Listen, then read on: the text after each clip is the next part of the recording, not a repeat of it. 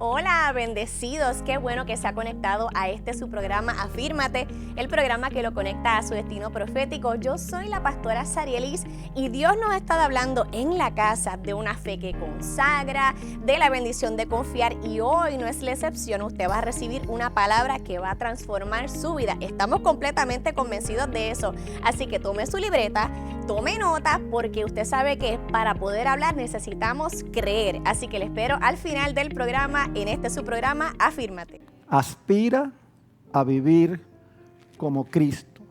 El deseo del corazón de Dios es que nosotros entendamos, para que nuestra fe siga siendo cada día más fortalecida, es que usted y yo debemos aspirar en nuestra vida cristiana a vivir como Cristo. Y hay muchos cristianos que no pueden entender esto, por ende, repito, su fe es débil, su fe es endeble, carecen de una fe fortalecida y determinada. Ahora, quiero que vaya conmigo al libro de Primera de Juan, capítulo 3, versículo 1 al 8, donde el Señor, dentro de otras cosas, puso en mi corazón lo que Él quiere que hablemos hoy. Y en Primera de Juan 3, del 1 al 8, la poderosa palabra de Dios, que está bendecida en sí misma, dice como sigue: miren cuánto nos ama Dios el Padre. ¿A quién se refiere ahí? A Dios el Padre.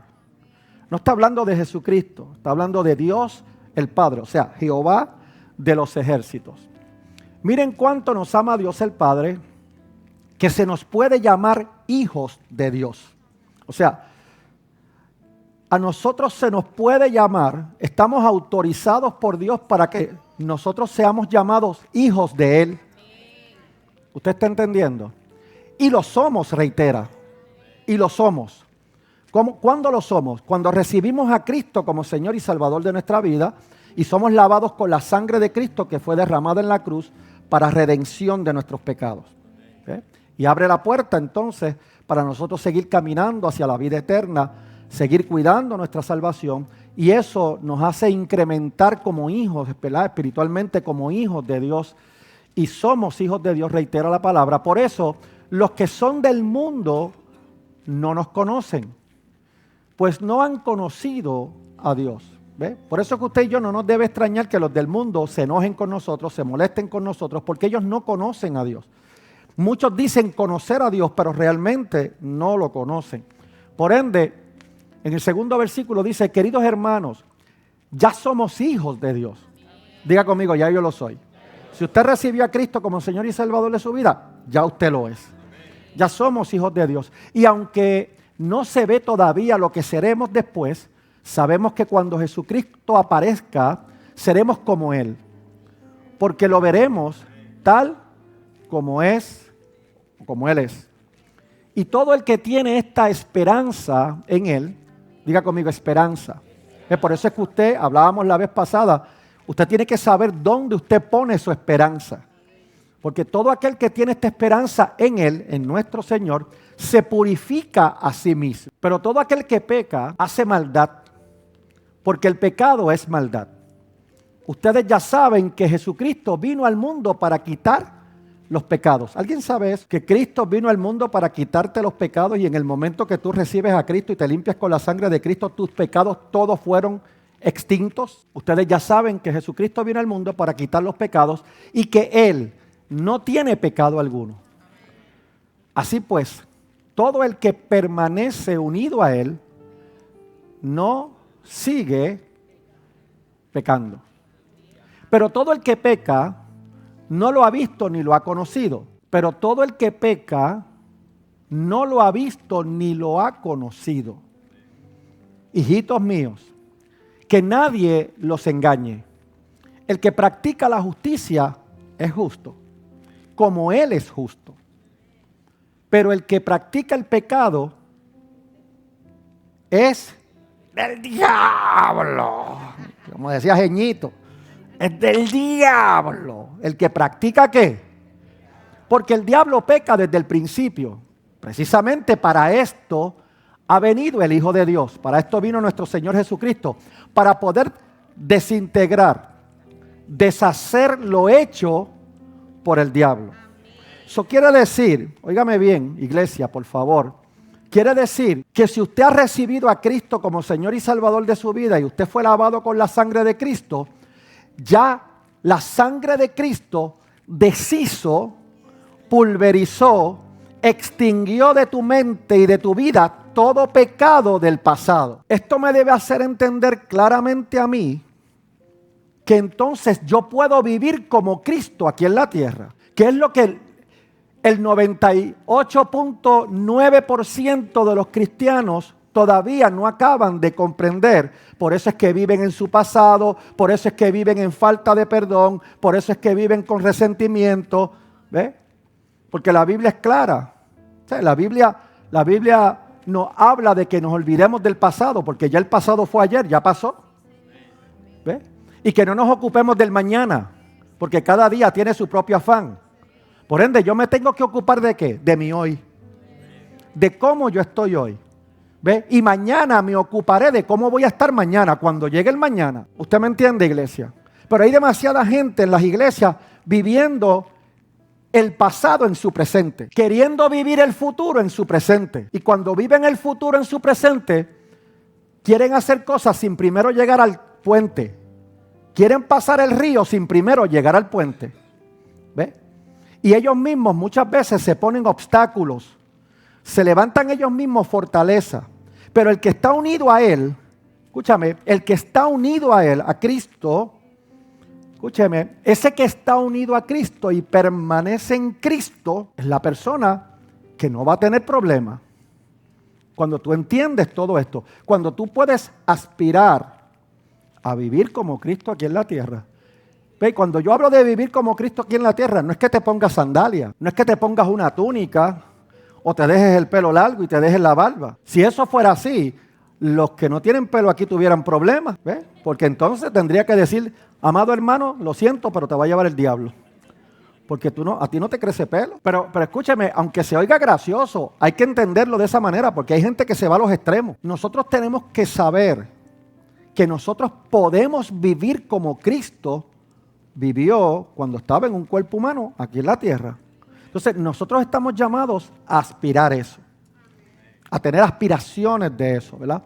Entendiendo lo que realmente dice la poderosa palabra de Dios. Ahora, cuando hablamos de la palabra aspirar, significa una inspiración, ¿ve? O uno de los sinónimos que tiene la palabra aspirar es inspirar, absorber, atraer. Es el efecto de pretender o desear algo. Esa es la palabra aspirar. Cuando yo aspiro a algo, yo tengo o pretendo o tengo el deseo de alcanzar algo. ¿Qué es lo que Dios quiere con nuestra vida? Que nosotros tengamos siempre aspiraciones de alcanzar o de pretender alcanzar algo. Y dentro de sus sinónimos, la palabra aspirar implica anhelo, deseo, sueños, una finalidad, o sea, un fin específico, un empeño que uno tiene. Es una pretensión, como dije hace un momento, o la pasión de poder alcanzar algo. Quiere decir que cuando usted y yo hablamos de esa palabra, cuando usted y yo aspiramos a alcanzar algo, es porque tenemos el anhelo, porque tenemos el deseo, el sueño, la finalidad, el empeño que le ponemos a las cosas y la pretensión con pasión de poder alcanzar algo de Dios en nuestra vida. Porque estamos hablando de Dios. Por ende, la palabra aspirar implica un efecto encendido del alma del ser humano hacia Dios. Es ese afecto encendido en nosotros que nos hace pretender, que nos hace desear, que nos hace anhelar, por ese deseo encendido en nuestra alma, poder hacer las cosas para Dios o alcanzar o pretender vivir o aspirar como Dios vivió aquí en la tierra. ¿Ve? Y usted me dirá, pero ¿de qué manera, obispo?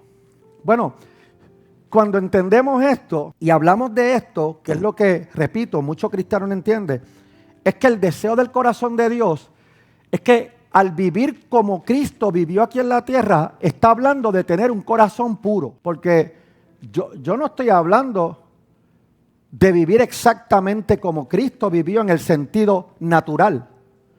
¿Cuántos quieren persecución? Porque a Cristo lo que hicieron fue perseguirlo. Pues nadie, ninguno. Yo no quiero persecución. Sin embargo, la tenemos como quiera. ¿Por qué? Porque postulamos a Cristo. Y la Biblia claramente dice que se nos va a perseguir por postularlo a Él. O sea, que yo no tengo que pedirlo. Eso va a venir por sí solo. ¿Cuándo? Cuando yo aspiro a vivir como Cristo aquí en la tierra, todas aquellas circunstancias que Cristo padeció, escúcheme, no le extrañe que las padezcamos también, con la única excepción de que usted no va a padecer la muerte de cruz. ¿Por qué? Porque ya Él lo hizo una sola vez y para siempre por nosotros. Por ende, esto me debe poner un cuadro espiritual mucho más claro para que mi fe cada vez sea más fortalecida y yo pueda entender que yo tengo o debo aspirar cada día, vivir como Él vivió aquí en la tierra para poder manifestar su gloria a través de mí. A través de usted. ¿Alguien me entiende? Así que habiendo entendido lo que es la definición de la palabra aspirar, ¿verdad? Yo no sé si a usted le ha pasado, pero a mí me ha pasado en mi vida completa desde que estoy en el Señor. A medida que uno va creciendo y va madurando en el evangelio del reino del cielo, ¿verdad? Aquí en la tierra, comienza a tener ciertas aspiraciones que al principio uno no tiene. Recuerde que cuando uno se convierte, si se convierte de la manera en que yo le entregué mi vida a Cristo, yo entré en ese primer amor y todavía sigo viviendo ese primer amor. Para mí Cristo es mi macho, para mí Cristo es todo lo que yo necesito, ¿ve? Y sigo buscando la manera dentro de mis imperfecciones de poder tener el corazón correcto para Dios, que es lo que cada uno de nosotros debería hacer. Y a medida que usted va creciendo en el Señor, cuando usted entra al Señor de la manera en que usted le haya entregado su corazón a Dios, uno va creciendo y va madurando en el reino del evangelio aquí en la tierra y comienza a tener esas ciertas aspiraciones que uno quiere alcanzar cosas en el Señor, aspirando a alcanzar cosas mayores, funciones mayores, escúchame bien, o aspirar, crecer, seguir creciendo espiritualmente para llegar a ser como Él. ¿Ve? Y cuando hablo de como Él, quiere decir parecido a Él. ¿Alguien me está entendiendo? Por ende, aspirar con la esperanza, poniendo nuestra esperanza, como decíamos la vez pasada, poniendo nuestra esperanza en Él, aspirar con esperanza de ser cada día más puro de corazón como lo fue Cristo aquí en la tierra, que es lo que Dios desea. Esa es la manera en que Dios quiere que usted y yo aspiremos a ser como Él, que tengamos un corazón puro, que tengamos un corazón amoroso con el mundo. Escúcheme bien, y como decía ahorita, no es aborrecer el mundo, es aborrecer las influencias del mundo que tratan de, valga la redundancia, influenciarnos para hacer las cosas mal y no caminar en la fe que está establecida en la palabra de Dios. Por ende, ser cada día de nuestra vida más puros de corazón, de la misma manera que Jesús lo fue aquí en la tierra, con todo el amor ágape, con toda la compasión, con toda la misericordia que Él cargaba en su corazón, y es lo que Dios necesita que usted entienda para que su fe sea una fe establecida, fortalecida, determinada, que caminemos, que podamos fluir como Jesucristo vivió aquí en la tierra, y yo les aseguro que se puede. Y dentro de esas aspiraciones que queremos alcanzar, ¿verdad? Y dentro de las funciones que queremos alcanzar y seguir creciendo espiritualmente, es aspirar a permanecer unido a Él, como dice la escritura que acabamos de leer. Permanecer unido a Él para no continuar pecando, o aunque seamos influenciados o el mundo trate de influenciarnos con el pecado, no caer en el pecado, no continuar pecando. ¿Por qué? Porque permanezco unido a Él, y permaneciendo unido a Él, busco la manera de mantener mi corazón puro, mi corazón con misericordia, con amor ágape. Aspirar, escúcheme bien, con ese corazón puro, a ser eficaz en el Señor, a ser eficaz aquí en la tierra y ser usado por Dios para poder hacer la voluntad del Señor en mi vida, escúcheme, y poder alcanzar todas las vidas que yo pueda alcanzar para Él. ¿Te gusta leer? Te recomiendo A Morir, Afírmate, La Poda Divina, Una Iglesia Diferente y Parada en la Línea de Fuego. Adquiérelos por Amazon.com o Kindle. Para más información, Llámanos al 787-993-1660.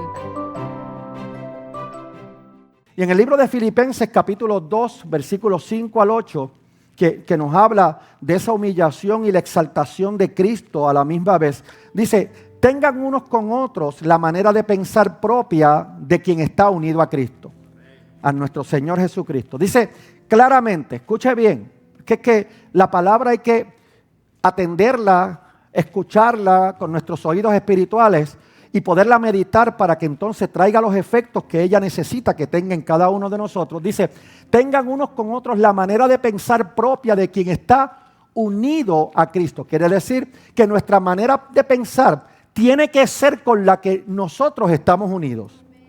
No que Él se una a nuestra manera de pensar, sino que nosotros nos unamos a la manera de pensar de Él. ¿De quién? De Cristo Jesús.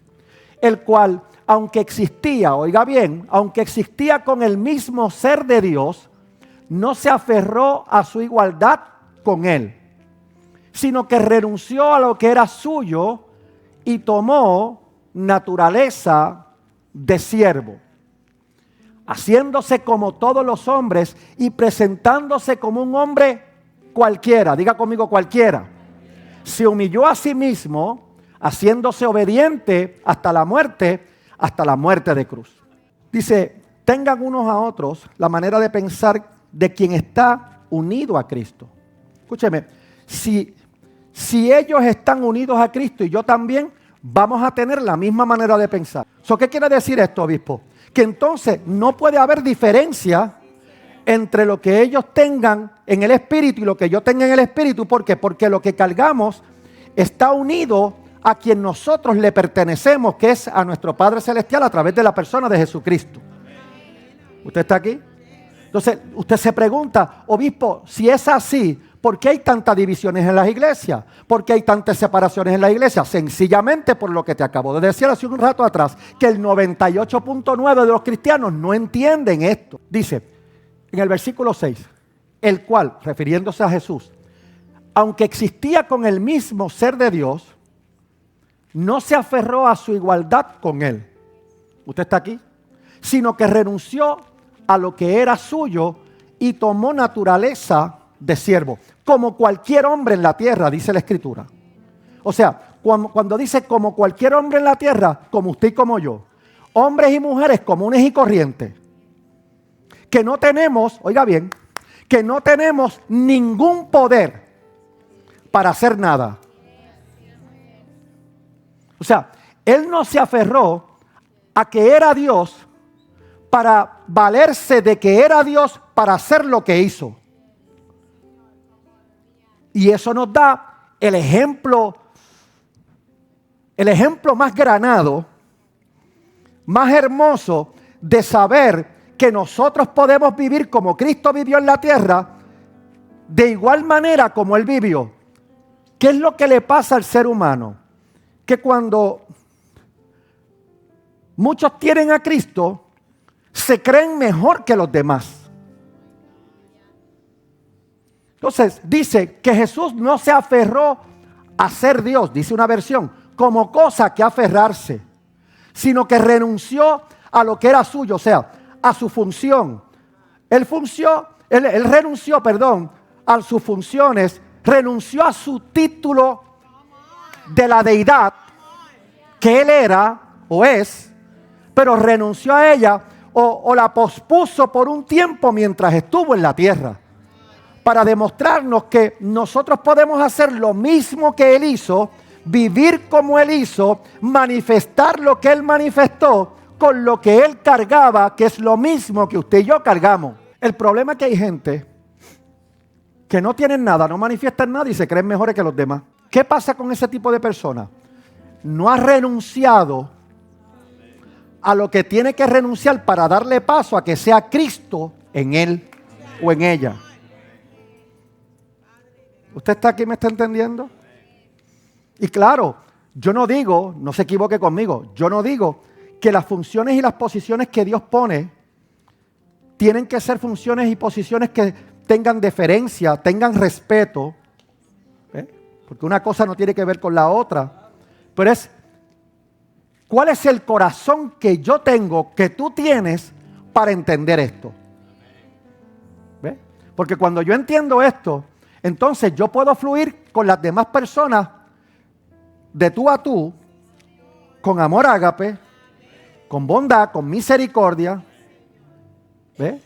Con gozo, que son los frutos o parte del fruto del Espíritu, con templanza, con mansedumbre, con fe misma. ¿Usted me entiende, iglesia? Pero el problema es que la mayoría de los cristianos no entienden esto. Fíjate que Dios, cuando dice que aborrezcamos, dice aborrece las cosas del mundo. No dice que aborrezcas al mundo. Son las influencias del mundo que son las que afectan nuestro corazón. Porque Dios amó al mundo. Y por tal razón envió a su único hijo para que muriera y que todo el que creyera en él, escúcheme, él lo pudiera ayudar de salir de las influencias que cargan las personas en el mundo que nacemos con pecado. ¿Me entiende? ¿Qué quiere decir esto, obispo? Que no tiene que ver nada contigo ni conmigo. Tiene que ver totalmente con la presencia de Dios en nuestras vidas. Tiene que ver con que Él venga a morar en nosotros y que nosotros le permitamos a Dios que Él siga trabajando para nosotros seguir creciendo, madurando, y dentro de ese crecimiento y esa maduración que vamos a tener espiritual, nosotros podamos seguir aspirando a hacer cosas mayores para Dios, alcanzar funciones cada vez mayores para Él y que nosotros podamos ser eficaces en la tierra. ¿Alguien me está entendiendo? Entonces, la mayoría de los cristianos siempre están pensando o siempre están creyendo, ¿verdad? Con humildad algunos de ellos, otros con ignorancia y con desconocimiento, pero algunos con humildad, que Dios hizo milagros y que Dios nunca cometió pecado. ¿Por qué? Porque era Dios. Pero si la Biblia dice que Él renunció a ser igual a Dios como cosa que aferrarse. ¿Alguien me está entendiendo? Entonces, claro que Jesús, obviamente, sabemos por la palabra y sabemos por no solamente por la palabra, por testimonio del Espíritu, que Jesús no cometió pecado alguno.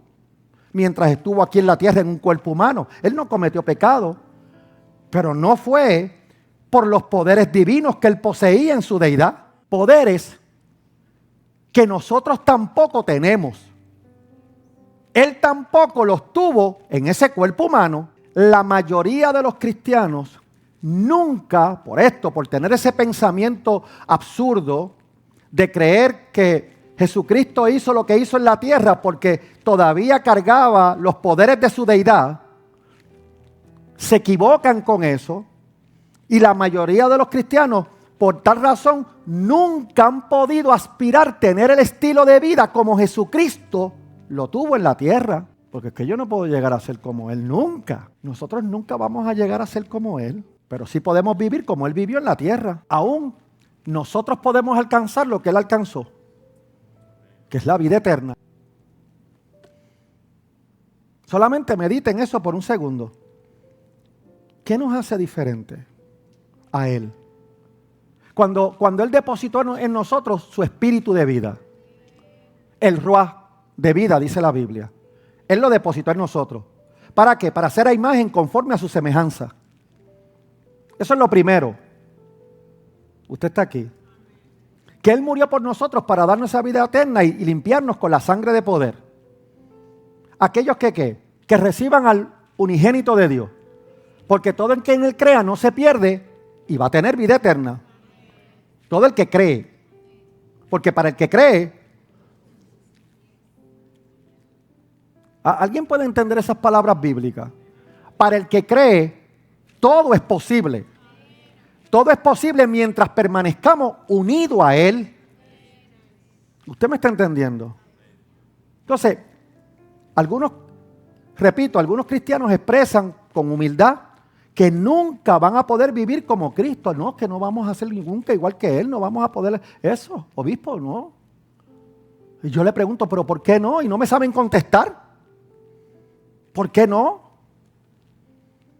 Porque ellos piensan que Jesús gozaba de la ventaja de ser Dios, cuando la Biblia dice que no era así. Usted está aquí. Entonces, no han podido entender que al Jesús venir al mundo, escúcheme, renunció voluntariamente, o sea, él renunció a sí mismo, se sometió a sí mismo a esa ventaja de ser Dios. Él renuncia a ella voluntariamente, renunciando a su deidad, como he dicho ya varias veces, como Dios. Renunció a su deidad como Dios, viviendo en este planeta como cualquier hombre común, como usted y yo. Entonces, él no poseía los poderes sobrenaturales innatos en él, como tampoco los poderes de hacer milagros. ¿Por qué? Porque él renunció a todo ello. ¿Cómo entonces hizo lo que hizo, obispo? Bueno, todo esto comenzó a ocurrir, que Dios lo usara de manera eficaz, el Padre lo usara de manera eficaz. ¿Cuándo?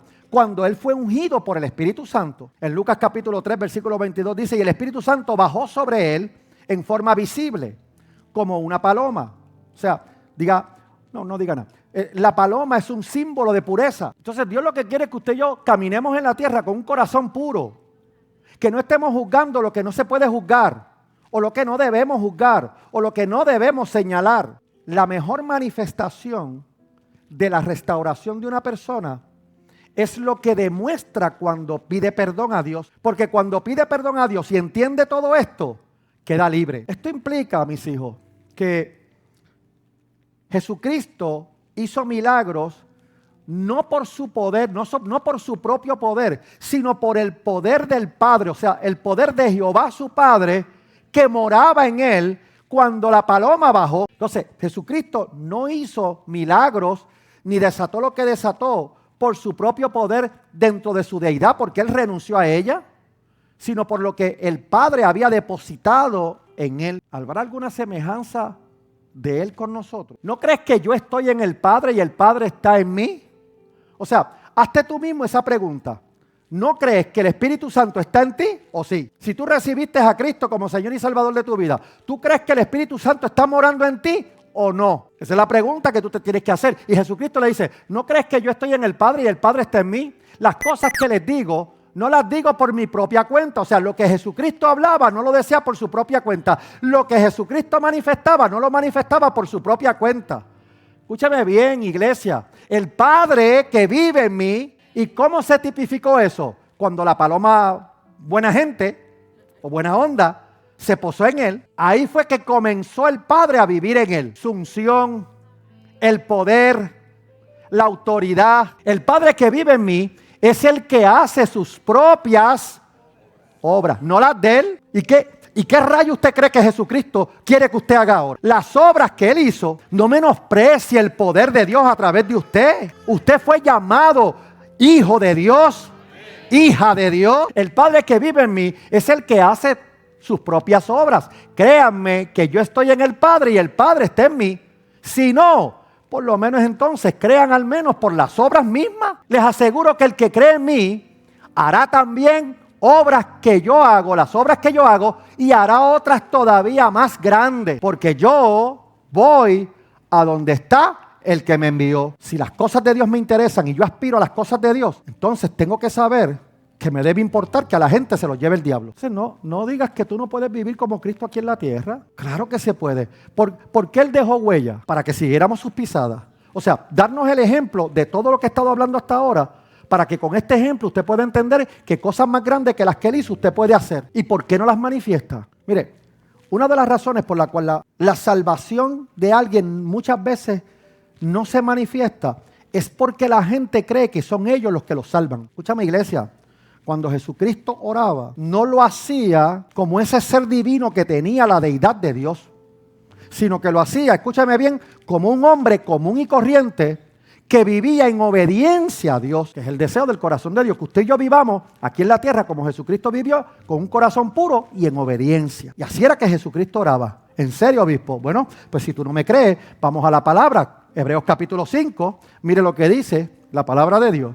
Mientras Cristo estuvo viviendo aquí en el mundo, con voz fuerte y muchas lágrimas, oró y suplicó a Dios. Con muchas lágrimas, escúcheme, suplicó a Dios en oración, pero dice con voz fuerte. ¿Usted se imagina lo que es eso? ¿Cuántos han orado con voz fuerte al Señor? Señor, ¿qué pasa? Que estoy haciendo las cosas y no veo que se manifiestan. Eso es orar con voz fuerte. Orar con voz fuerte es decir, Señor, yo confío en ti. Yo sé que aunque no se haya manifestado todavía lo que ha de ser manifiesto, yo sé que no va a dejar de manifestarse en el nombre de Jesús. Yo confío en ti, yo creo en ti. Mi dependencia está puesta en ti.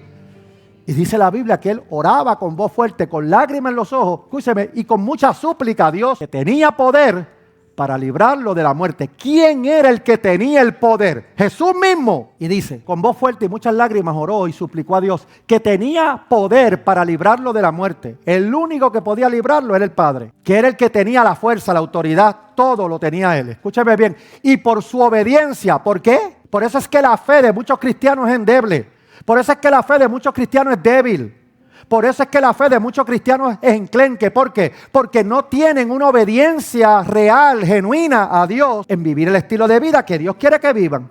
Porque esto no se trata de usted y yo ser perfectos, pero se trata de buscar tener un corazón correcto para poder hacer la voluntad de Dios y en obediencia hacer esa voluntad divina. ¿Alguien me está entendiendo?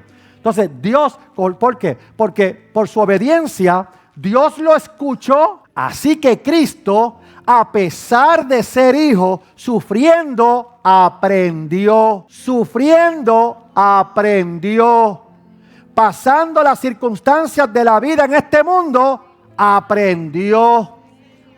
Lo que es que, a pesar de ser hijo, sufriendo, aprendió lo que es la obediencia.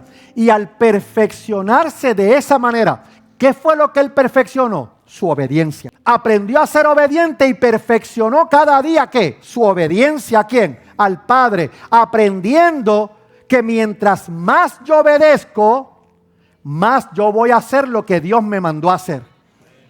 Usted está aquí. Usted sabe lo que pasó cuando la palomita buena onda se le posó encima, ¿verdad?